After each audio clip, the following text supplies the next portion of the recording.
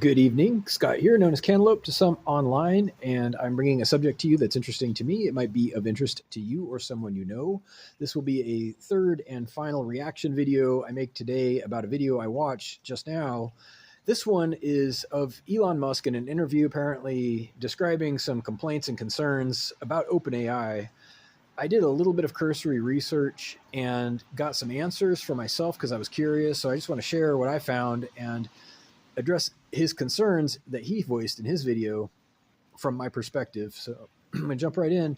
OpenAI was started as a nonprofit, and one of his complaints is that they're misrepresenting the nature of their business by continuing to have some kind of nonprofit designation while clearly being for profit. So my answer to that is what I just read, that they were in fact started as a nonprofit in a legitimate nonprofit spirit, but decided several years later to create a for-profit arm to fund their R&D, research and development. They're allowed to do this, so they registered that arm as a separate entity, a separate business. It's a PBC, Public Benefit Corporation, that is a new kind of corporation, apparently, because I haven't heard of this until just now, but it's a limited profit, kind of somewhere between nonprofit and for-profit, where they have some expectations and requirements to register as such. So it's all still on the up and up. It's a little bit complex, and I will admit that he has a point that the for-profit arm is regarded as a subsidiary of the nonprofit, which doesn't make a lot of sense. A subsidiary is usually the benefactor, something that's receiving funding, not generating the funding. So it's a little bit backwards and convoluted, which Google admits. It says readily they have a unique and complex corporate structure, which is usually a red flag, right? So I still don't have a reason to doubt it. Now, if our only concern, our being everybody, is that they are up to no good because there's some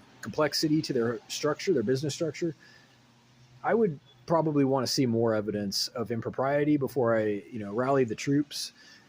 Elon also has a history because he was mentioned in the synopsis I read as a co-founder, a partner at one point with OpenAI. I'm not entirely sure what the nature of his role was, but if he was kicked out or fired or quit under, a bad situation, maybe he's still got feelings towards those people or that company. I don't know, honestly, but that could be part of his frustration. And my understanding of his complaint is that it's a little bit sprawling. He's looking for an angle to attack. He's trying to look for something about them misrepresenting their corporate structure and or possessing some kind of godlike technology that shouldn't be owned by anybody. And so he's kind of just grasping at straws. It sounds like. Whether any of that is true, I couldn't say, honestly. I don't have any information, but my reading just now, in conclusion, my reading is that there's complexity, there's ambiguity, there's the possibility of advanced technology, but none of this is anything new.